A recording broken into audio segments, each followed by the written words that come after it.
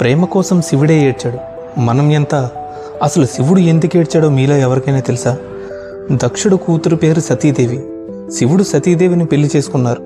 ఒకరోజు మార్చి ఋషి బ్రహ్మయజ్ఞం చేస్తారు.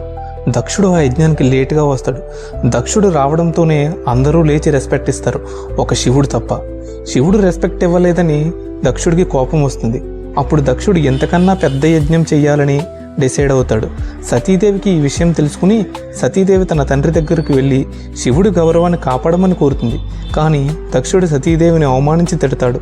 సతీదేవి ఆ అవమానాన్ని భరించలేక యజ్ఞంలో దూకుతుంది.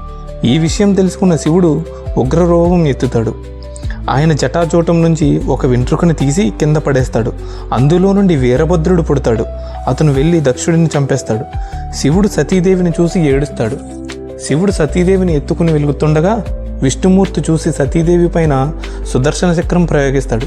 అప్పుడు సతీదేవి బాడీ 51 పార్ట్స్గా భూమి మీద పడుతుంది. వాటినే ఇప్పుడు మనం శక్తిపీఠాలుగా కొలుస్తున్నాం.